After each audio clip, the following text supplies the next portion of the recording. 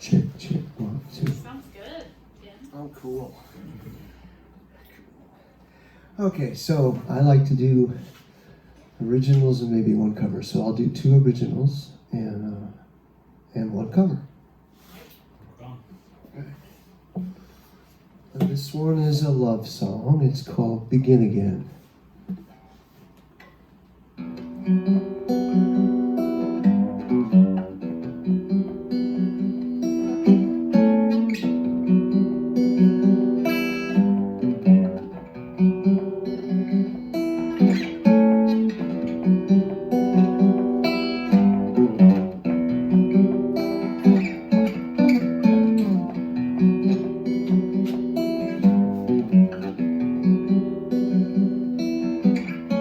Give me a reason to change. Fill up my heart with the power to conquer. Some of my feelings are strange. Having you near is what love has to offer. Light up my life with your smile. Stay in my arms and we'll talk for a while. Follow your passion within. Combine it with mine and our lives can begin. Begin again. Why not begin again? Let's begin again. Let's begin again.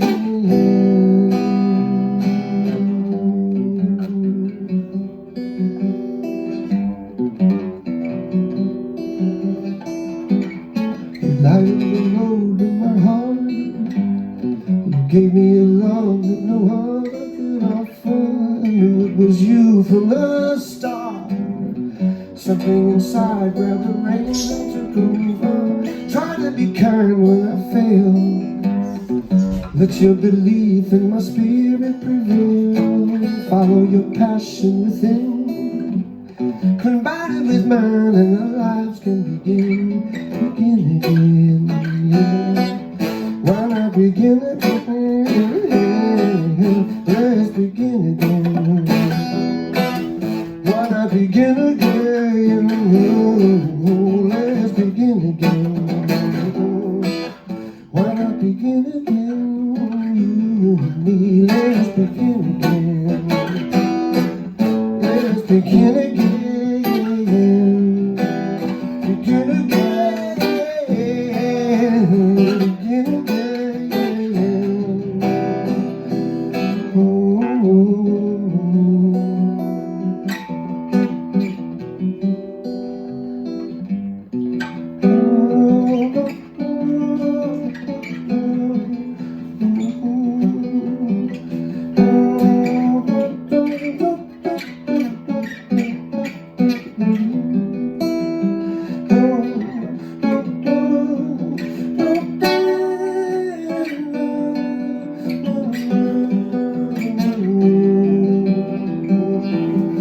Let's begin again.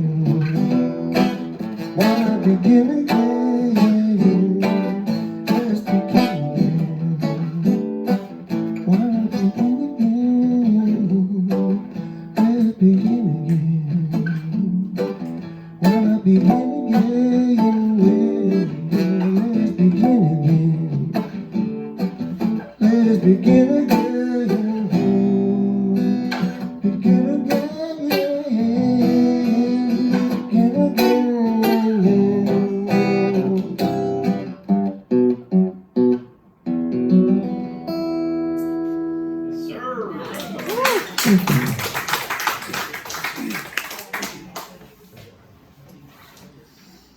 Okay. That was great. Yeah. Oh, thank you. Is that the new one? No, that's the one I wrote a long time ago. Oh, that's a goodie. You know what? I'm going to grab some water here real quick. 'Cause that's the beauty of the recordings. Yeah. You can trip over the mic. Yeah. The monitor. Trip over the monitor. I'm like artists.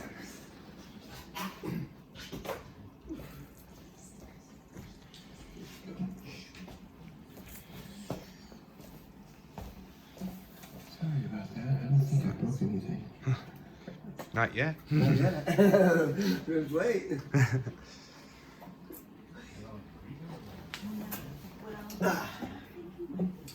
Okay, most of my songs are love songs, so this is another love song, but in a major key instead of a minor key.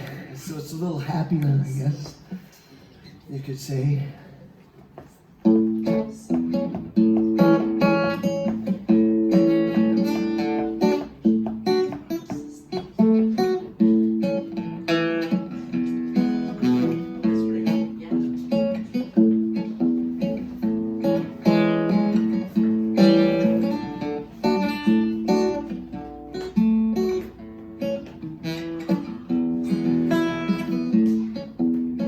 Life, love, help from God above. I give you what you want, and you give me what I need. I beg, I plead, and sometimes you concede. I give you what you want, and you give me what I need. The fire of our love ignited with honesty, honesty and truth, set us free. So close your eyes and hear sweet harmony.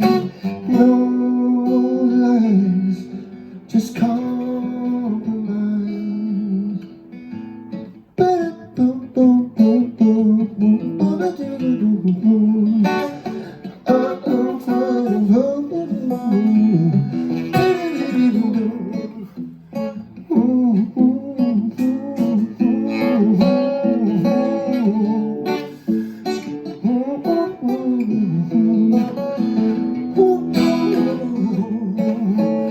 The fire of our love ignited with honesty, honesty and truth, set us free. So close your eyes and hear sweet harmony. No more lies, just compromise. We try, we cry, one day we'll all die. Till then I'll give you what you want, and you give me what I need. I beg and I plead, and sometimes you concede. I give you what you want, and you give me what I need. I give you just exactly what you want, and you give me what I need.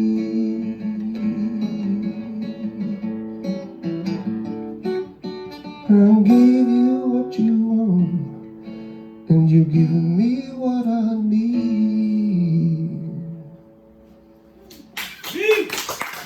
Thank you.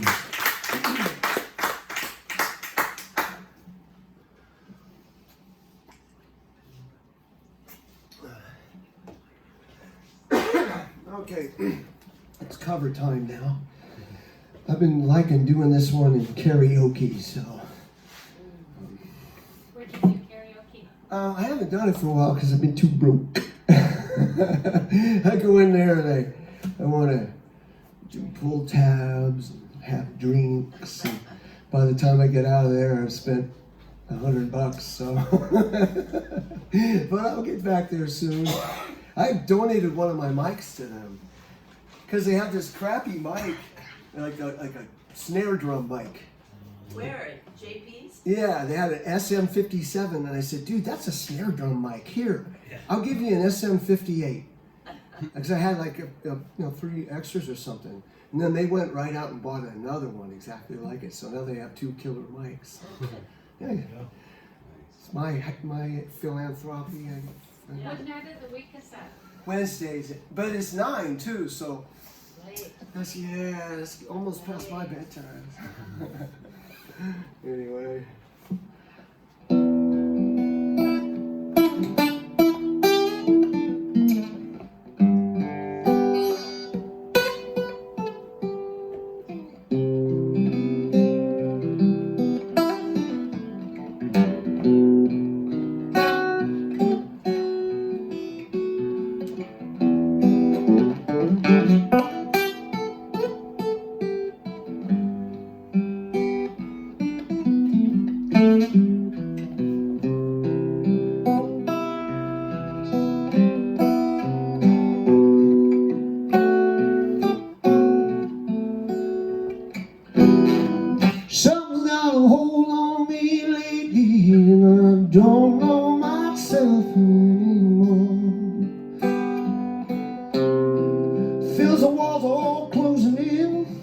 and the devil knocking on my door. Got my mind, how many times did I tell you I'm no good at being alone? And it's taking a toll on me, trying my best to keep from tearing the skin off my bones. Don't you know I lose control when you're not next to me? I'm falling apart. You make a mess of me. I lose control when you're not next to me. Yeah, I'm falling apart. You make a mess of me. Problematic. Problem is I need your body like a fiend, like a bad habit. Bad habits hard to break when I'm with you. Yeah, I can do it on my own. All I need is that full moon, that black magic. It takes two. Problematic. Problem is when I'm with you, I'm an addict. Yeah, I need some relief. My skin and your teeth got me down on my knees, begging you please. I lose control when you're not next to me. I'm falling apart. You make a mess of me. I lose control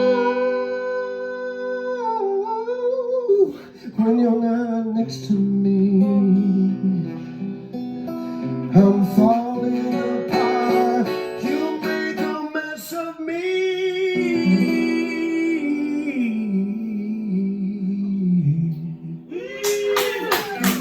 Thank you. It's a Teddy Swims tune, by the way.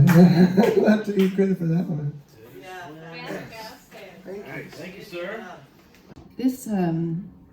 This poem, I guess, it's sort of poem prose. It started because I, a long time ago, found a shell on one of the beaches on this island. I think it might have been Jackson Beach. And then I found another one about a couple months ago on a beautiful beach on the west side. So I've had these two shells and they sit on my counter and I keep some vitamins in them and, you know. And then the little one fit right inside the big one. So then I would put the pills in the little one and carry it with me with my breakfast to my table, have it.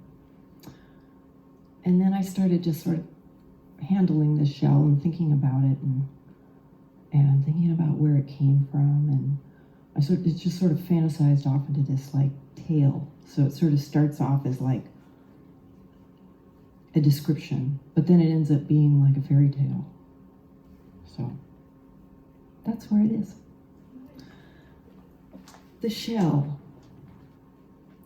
Pale sea green, an improbable shape catches my eye.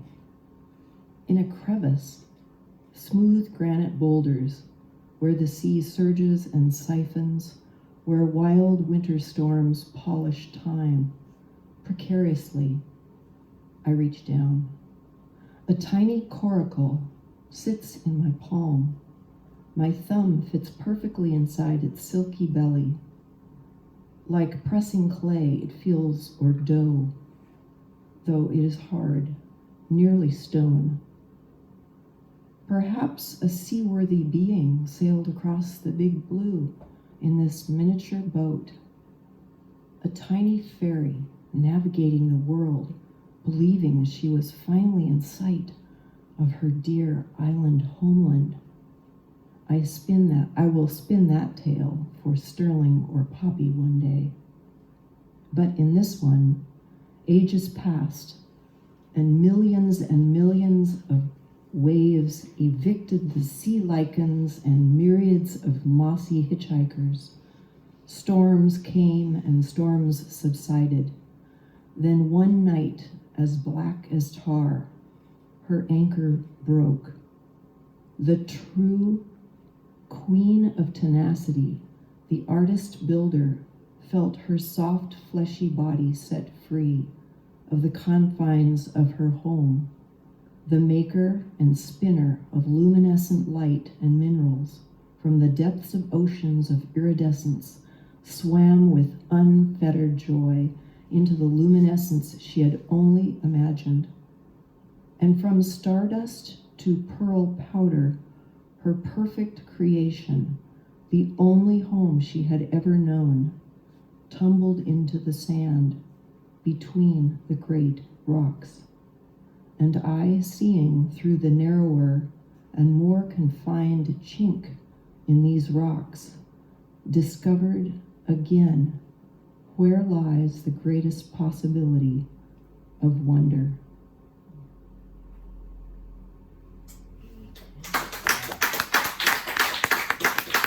What I forgot to say was that it's actually the shell elegy for a brachiopod, which is, I believe, the type of shell that this is. It's not an oyster, it's not a clam. Brachiopods are very, very old, and they attach themselves to other surfaces like rocks, as opposed to digging themselves with a foot into the sand, like a clam. So I could read another one if that's okay. Okay.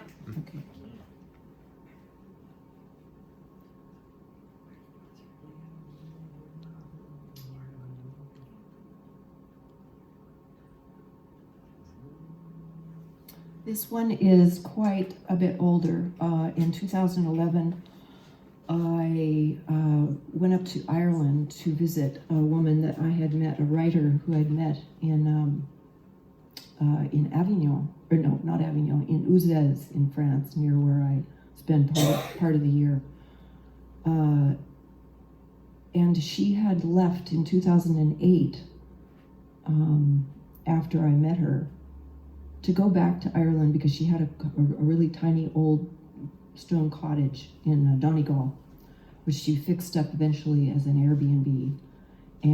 But when she went back, she had a book deal signed, and so she was looking forward to doing that. And but then 2008 happened, and everything crashed, and she had no income, and so she started baking.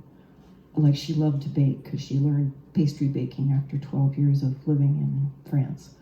And so she started delivering to like 60 different people that lived in these little crofts up in the hills all over. And she'd just drive her car around, deliver everything. So I went with her one day. It was just fantastic. And she plays fiddle, so we played some Irish fiddle together. And so this is about her cottage, which is called the Loch Anna Cottage in Glenties, Donegal, Ireland.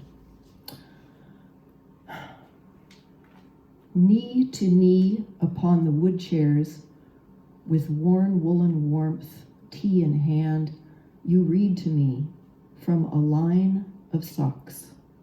I want to hug you. You in your rose mohair sweater, like Maori the cat, soft and warm, your delicious words, your voice like birdsong, singing another tale. I could listen forever to your story. The fiddle music drifts into my mind, tunes half remembered, like the trails we have wandered over the uneven ground, the plains of Boyle.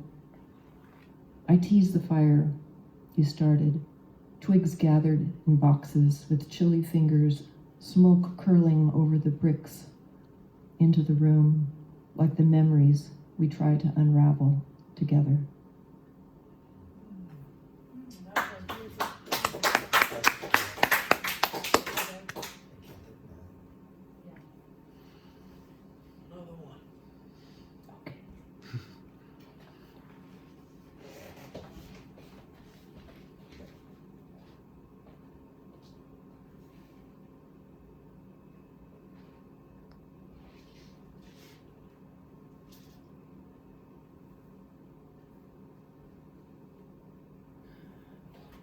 This is another one I wrote about the same time, similar year, no, a little later.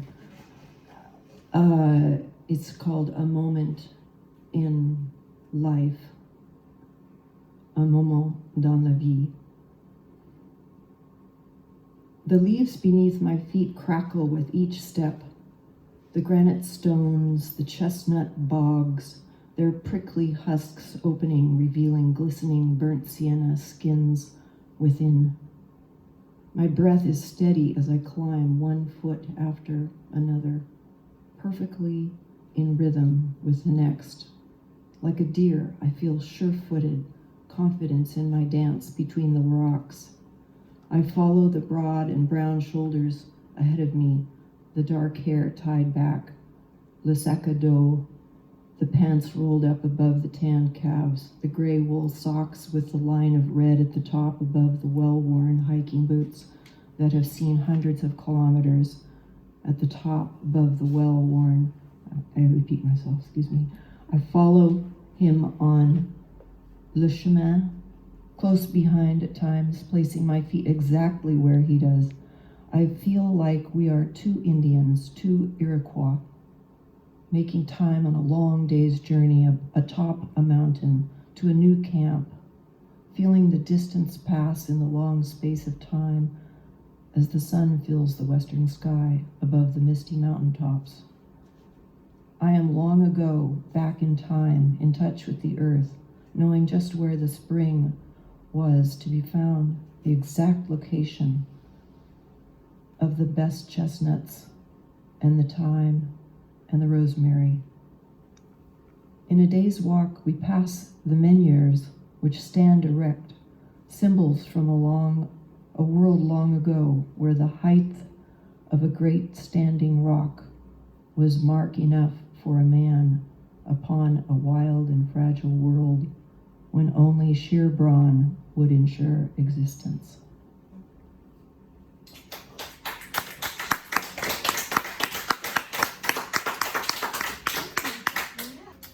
So this is a poem about a meadowlark, and let me see if this will work.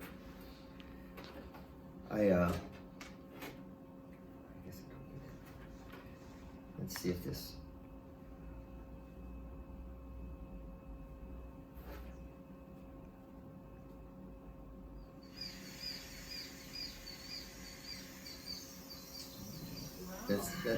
That's not the meadowlark, yeah.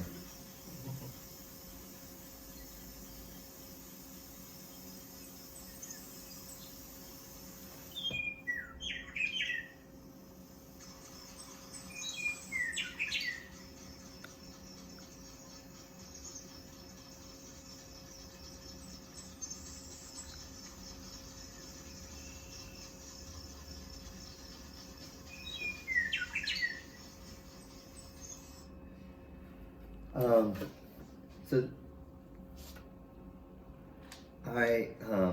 there's something about listening to a meadowlark when it's this quiet buzz over a grassy meadow, and it just really affects me in a strong way. So, meadows that hark, breaking the field's quiet buzz, a meadowlark lets loose its crisp warble, a flute-like aria, a spring from the soul of the soil. A weight hovers over the grassy sea. Time slows, settling over the land, over me.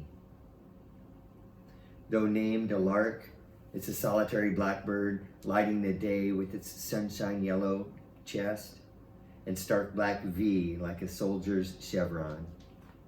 It stands guard atop a perch, warning of interlopers encroaching from all sides, from all kinds of ways.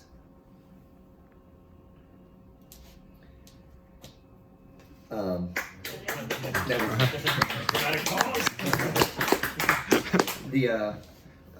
guess I should have mentioned also the ending kind of pulled in it's not just encroaching of animals, but all kinds of things that is happening in our life and society and everything. So kind of took it that much deeper. And now for something completely different. Now more than ever. We're all here because we're not all there, which is a Port Townsend bumper sticker that I saw. We're all here because we're not all there. There's no such thing as more now. You are perfect now. You are a lifetime of, a brim full of, a stringer full of nows. I can't even love you more right now. Each now is a forever now, but I long for now to never end. Will this ever end? Sigh. You are so much more than a now. Can you bear soaking up more now? Maybe I could borrow your now to be with you more now. Is it possible to trade your now for later? Out of nowhere, a voice interrupted this now. There's a 9-minute slowdown in 6 miles. You're on the best route. I'm driving right now, literally, on a summer migration. There are 4 lanes of cars and trucks all escaping their own unique nows. My car is crammed full of not nows. Beach umbrellas, tools, food, a kayak. I'm writing this on my windows with a dry erase marker so I don't forget this now. Darn, my elbow accidentally erased part of now, and I must rewrite now. We are forever seeking more nows. We are but an amalgam of nows, squeezed and shaken presence. We are squeezed and shaken presence. Time slips sideways like a fault line when I'm not there. I rise along your stomach to kiss your anticipating lips. Now will soon spill timeless. Death postponed for the time being, at least while I keep stuffing that casket with not nows, avoiding that nagging repulsion to not being there.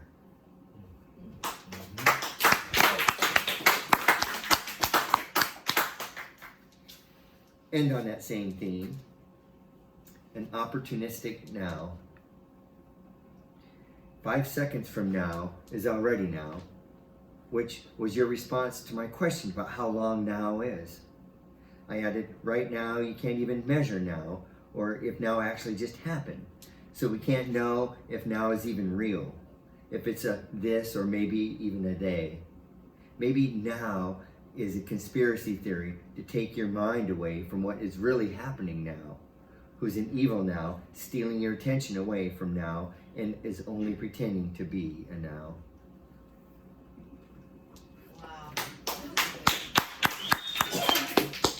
My mother was upset discovering water had leaked through the skylight, spilling a small rivulet down the front of her Morris Graves painting.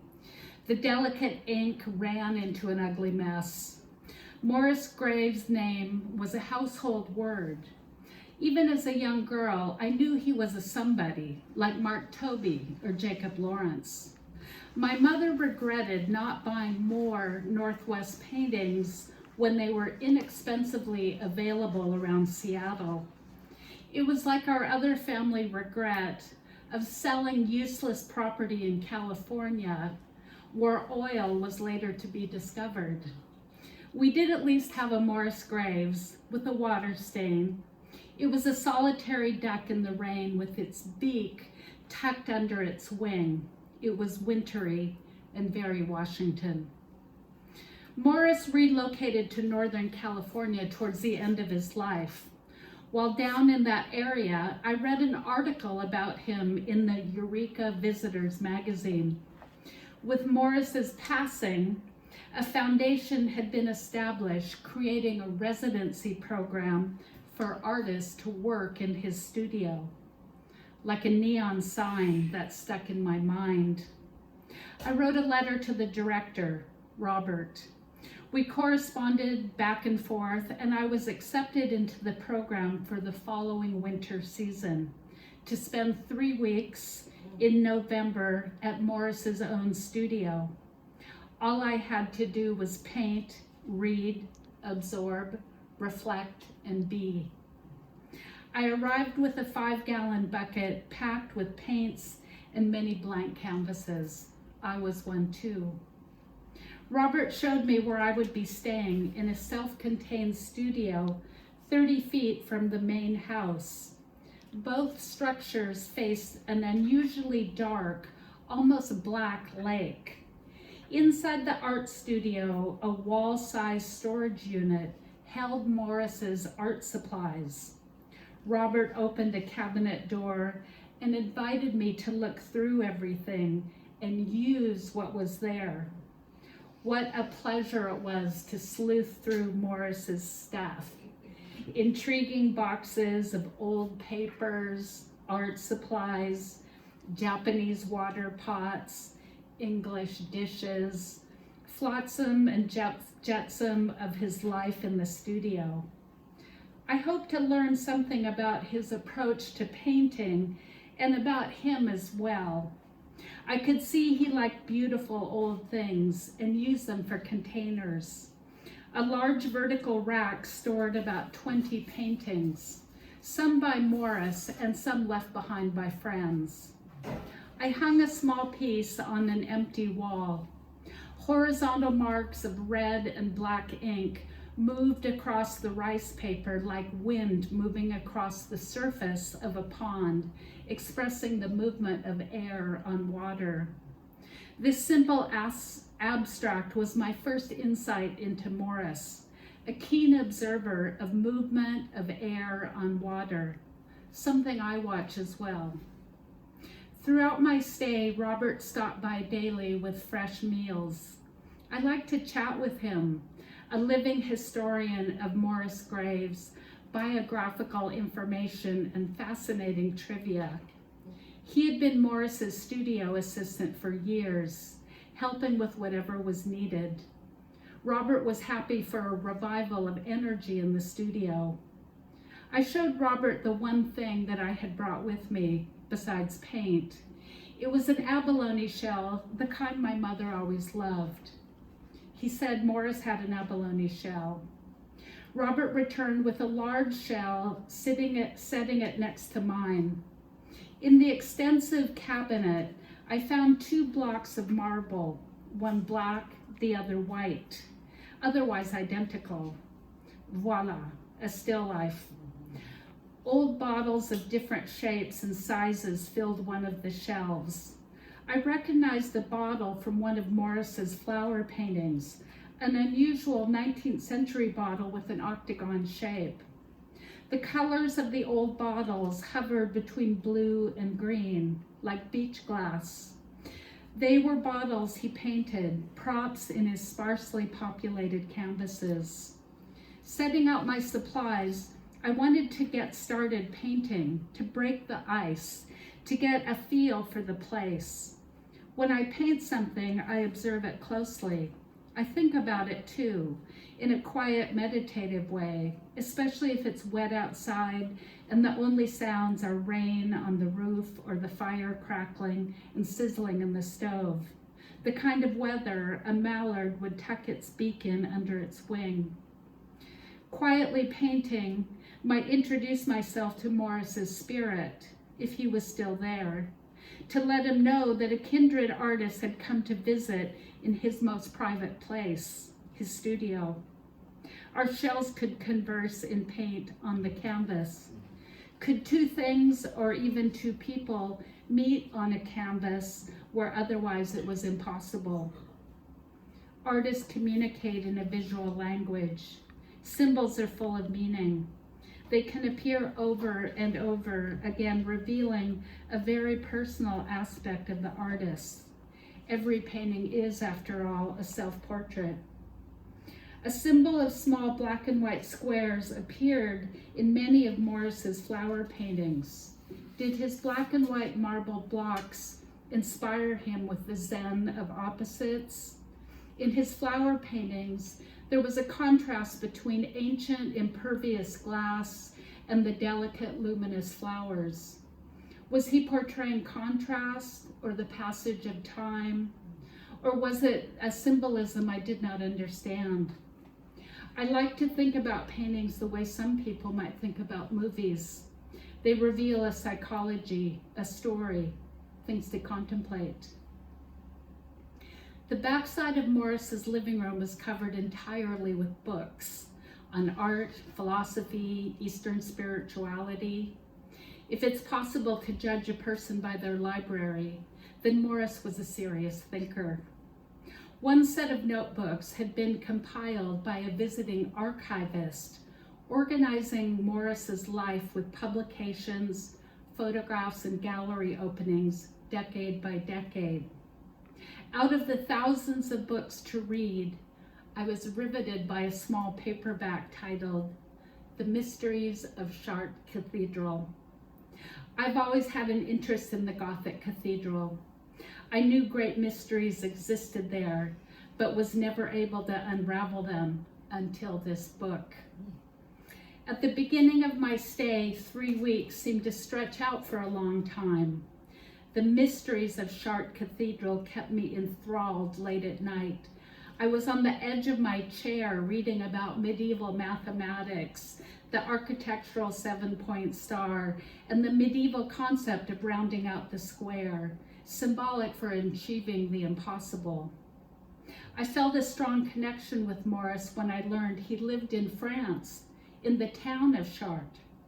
His studio was just 2 blocks away from the famous cathedral. I wish that Morris and I could have sat and talked about the cathedral, about Gregorian scales, the Druid well in the crypt, and the particular blue of the stained glass windows, and the way human voices filled the Gothic space. Reading through his little book, I felt that we were almost having that conversation. I explored Morris's environment at the lake, hunting for colors in the November woods. The forest had yellow mushroom caps, pale green lichen, copper dead wood, and deep blue shadows. This palette became a large abstract painting inspired by the flight of the great blue heron who lived at the lake and the movement of his wings pushing air down for his liftoff. Morris knew this bird too and painted it. A trail at the far end of the lake led to a magnificent redwood tree, the kind of tree with full branches all the way down its pillar-like trunk, vibrant and strong. This was the tree where Morris chose to be buried. Under the tree was a rock, pointed at one end. It pointed up to the tree or the sky, or just up. I thought to paint this beautiful redwood tree in the morning light, to get to know it bit by bit and watching it closely. For the next 2 weeks at just 11 a.m., I carried my canvas to the far end of the lake to catch a similar light from the low angle of the sun. It was a little unsettling at first, being at Morris's gravesite, surrounded by the solitude of the woods. I became more comfortable sitting with Morris under the tree. Sometimes if I found something pretty on the way over, like a flicker feather, I would put it on his rock. In Morris's house, I stood up on a stool to see what he, at 6 feet tall, would have seen stepping down into his living room.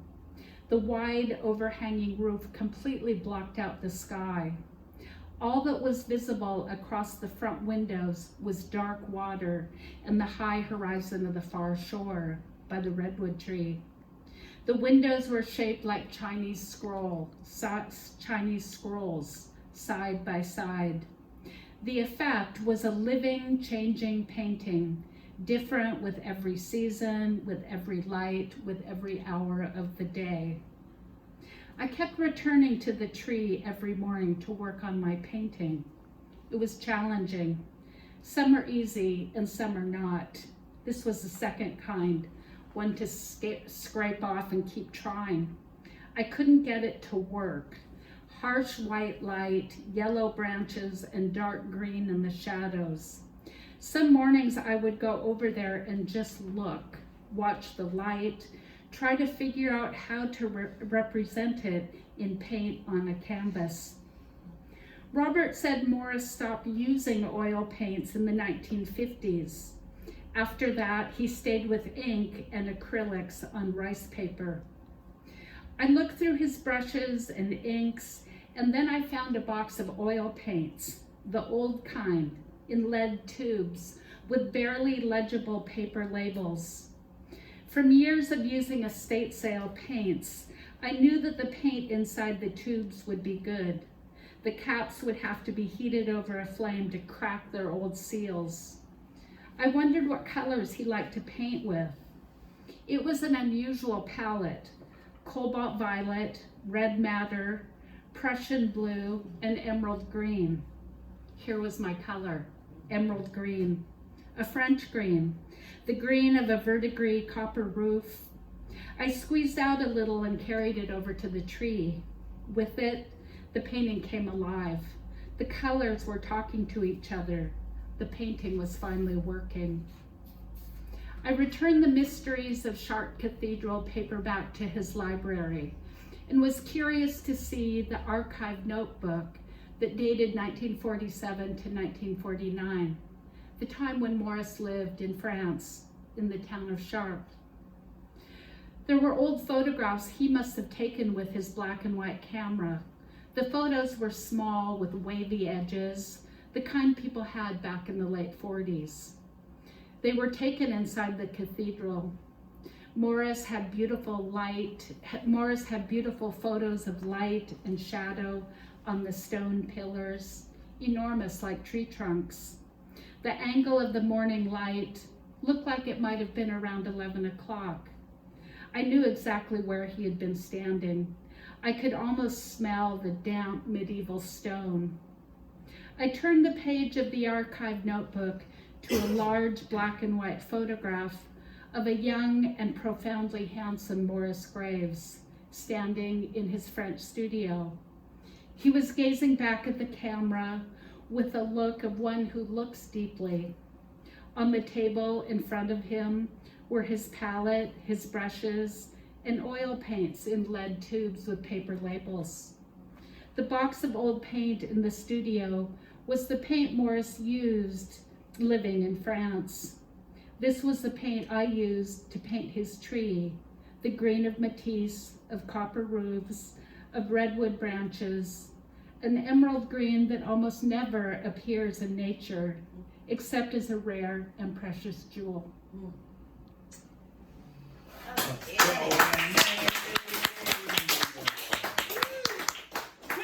Culture Vultures by, there we go, okay. Their beaks rip at my melanin, the very dialect that takes me being relaxed to conjure from within. The suntan that I hold sacred in this cloudy climate, small mean of masking returns to find their feathers protrude from my skin sometimes, leaving holes in my heart when they are finally realized. I pluck tweezers and mirror in hand. I always have an open heart inside. I'm a sweet concha chica, and you think mimicking me is as normal as devouring old pizza. Maybe we have the same colored coat, but understand that you'll never be me. Okay, so just fly into your own murmuration and leave me be. I'm tired of these foul eyes seeing the good in everything.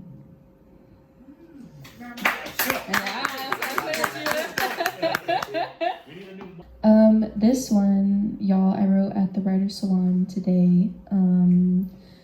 We read a poem by Buddy Wakefield and kind of took an element from that and applied it into our own structure of our second free write, if we so chose to, and I did. I understood the assignment. My assignment, My assignment is to be a capitalistic conduit, a changed version of learned helplessness, kindly taking their shit. I'm graded in the imperialist. What? Wait, sorry. See, yeah. From the top. Take her from the top. Okay. My assignment is to be a capitalistic conduit, a changed version of learned helplessness, kindly taking their shit. I'm graded in the imperialist gazes. How many plates? Perfect, no mistakes, in the hot window line. Coworkers see kin or foe, plainly masking disgruntled faces, feeding off financial validation. When you come from poverty, parents teach you the basics. Report cards got back to them. My grade came back a C. Bumped my head, and so admin switched up the assignment on me. You need something with a little more accountability. How well can you care for the community? The grounding foundations for collective processing of grief. Numbers to match actions for real relief. Humility, understanding that riches have already been bestowed upon me. Wow. Thank you. Okay, and I got one more. When the hell did I create this? Trinity and I came to her with some lyrics, and we kind of just made a little song from it, and it doesn't have any sort of like tangible music to go with it, but it's a song.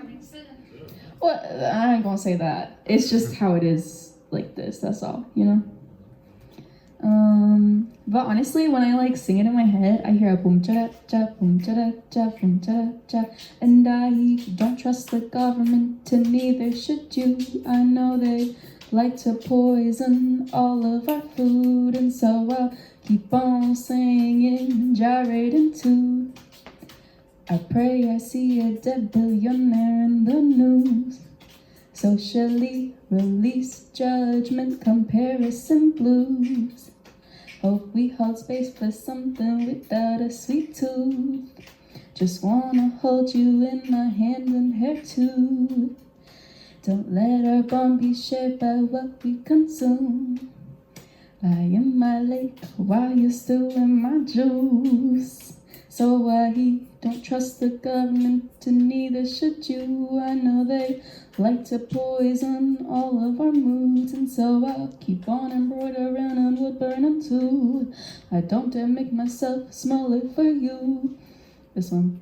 I think the humor of a male Caucasian is self-degradation is a form of reparation in patriarchy's fucked ass nation. Fuck your vacation and fuck Israeli occupation. Fuck your complacency, it's killing me and brown bodies.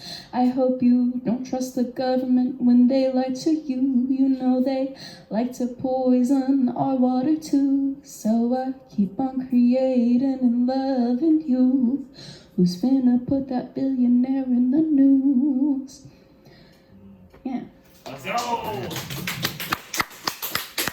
Thanks. Is that noose or news?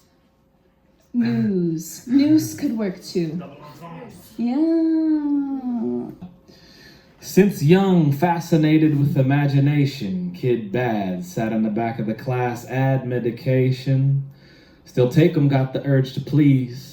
Just a young mind on fire since I learned to read. Attention deficit, effortless, used to work for C's. Like sailors, or so it seems, like the tailors. Up the sleeve, cut the scene, already seen the trailers. Action, my faction is tight as tourniquets. I'm turning into hermit, been earned, learned as journalists. In the field, so the fields are the quotient. All gaining traction like ships passing on massive oceans. In the dark with a chart written by Macedonians, steering by the stars, these bars stretch in a passive motion. Oars stroke the waves, waves bubble like magic potion, release the kraken when I hadn't spoken. The captain asking if I wear a mask to mask emotion, told him going forward with hope is a task I have to grow with. So I'm digging deep, expanding roots while you're focused on a single leaf. Square MC equals enigma, please don't riddle me, been fading y'all since days of trading cards in Little League. I make a song and fake is gone, sweet epiphany. I played along and now I'm making y'all consider me. Thank you. And I was flipping through the ones, I write all my stuff in my drafts of my email. So I went to the next couple up, and this was written also a long time ago. I said, if this my inclination, put it on the interstate and wait until it hit and change your brain like assimilation. Assassinating my character, well, they had to weigh the pros and cons and get the whole thing drawn and sign an affidavit. After Nathan, there will be none. I begun. I see sun in them and wonder why they always after raining. The king is dead, long live the king, and if you have the patience, you've been blessed with it. Mine is tested like examination. The animation of figure drawings and sketches I bring along on records off the chest just like it's aspiration. Aspirations of slaying nations and foolish pride. It's the human race and who is pacing it, just you and I. I and I, high am I, 'cause I'm a daredevil. Calculated risk for a fish to get to the air level. That's evolution, blowing bubbles just to see 'em rise. All the smoke and mirrors, dabs and smudges on your peace of mind. Heed the signs like the writings on the wall, cousin. Bloom a following, the pollen got 'em all buzzing. Shedding old skin is actually what you call sloughing. It's all or nothing actuary when I call bluffing. All I had to carry was the one, and now we're all doubling. Mathematic, emphatic, this is my word problem. Trying to gather data on the voices that I heard calling. With no signal, no cell service, I'm self-certain. Turned Amiga to amoeba, 'cause she got my cells burning. I'm hell-earning, heaven sent, I'm a real person. No Pinocchio, I cut the strings and yet they're still jerking. Like a doublet, these couplets are spilling over. Verses take it back to when the universe was still a nova. I'm a novice novitiate in the monastery, higher power deemed. Seems I'm a commissary. The land is arid, I endure like a dromedary. Peter, Paul, and Mary, for my folk hoping to calm and carry on and tarry not. It's terra firma now. Soon we fly over the walls that were burning down. And anyone who think they're alone deserve the crown. I wish 'em well and ghost on 'em like deserted towns. Turn around and around and around and back again. Sounds like a funny angle. I passed you, now I'm backing in. Thank you. How did you work dromedary into that? That's pretty good. I don't know. There's a good word for January. Dromedary? Dromedary. I support it. What did I was going to read also one of the Writer's Salon posts, prompts. Maybe I'll just do the first one. So we read a piece and then write a free write based on what the piece did for us. And this was from Writer's Salon number 1. I said, my boys' voices bubble up from the kitchen where they lean in towards each other, drawing worlds and the creatures within. I can tell by the cadence the mood is light, adventure still glows in their little lantern brains. My youngest, 4 months and 15 lifetimes of existence dancing in his eyes, smiles as I stretch and crack my joints. His coos and gurgles house tadpoles, water bugs, and small fish. Like an errant string twang, I hear the tone downstairs change, a sharpness wrought of iron and defiance. My 5-year-old is hurt. My mind's eye instantly can see his dense little frame is tightened, cheeks wine red and chubby fists balled. I know it's his pomegranate heart that's bruised. I hear him summon all the arrows, clank the shields down in a turtle shell formation and advance for blood. His brother probably slipped his critic's daggers deftly into his side and slid off without a second thought. The attitude of a house cat pawing your favorite mug to the floor, or of a wild cat toying with his prey. I take a breath and promise the baby I won't yell at his brothers. I take another breath and promise myself. Pick a note, Dad. Teach them the harmony. Thank you. Wow. Thank you. No pressure there. Dear friend, he had a wife and a couple kids, and he lived a simple life. He was an easygoing guy. And he said, yeah, I'd like to do this and that and the other for my family in the next year. And boy, if I can accomplish those things, I'm going to really feel good about myself. And you know, as time is, blink of an eye, 18 months went by. And he's like, he came to me one day and he's going, Danny, what's wrong? It was just yesterday, and I was telling you, I got all these things that I feel so good about life. And well, I accomplished those things, but there's something missing. There's something giant that's missing. And I had to look at him and say, brother, it wasn't any big thing that's missing. Though, yeah, it's an expanse from where you were then to where you are now. But it's the littlest things that slipped away, one by one. And I determined that the smallest, the most insignificant things can be the most valuable. because they're the first ones that slip away when you finally turn around, look back, and go, how did I get here from there? This is called The Smallest Things in Life. I wrote this to my girls. All the smallest things in life, we so easily walk right by. Most people are consumed with things in life that, well, obviously apply. To see the smallest things in life takes a good teacher, an open heart, and a very well-trained eye. Yes, for every little thing in life, there is a reason why. Pay close attention to the laws of nature. We can't define them, they're so random, yet they never tell a lie. All the smallest things to God are the greatest things to man, the earth, the sea, the stars, and the sky. Yet, is it any wonder our children look at man's world with fear and cry? For all the smallest things there unnoticed, they seem to be the very first to die. Why, oh why, have so many passed the truth of love and life right by and traded them for a foolish lie? Wow. Okay.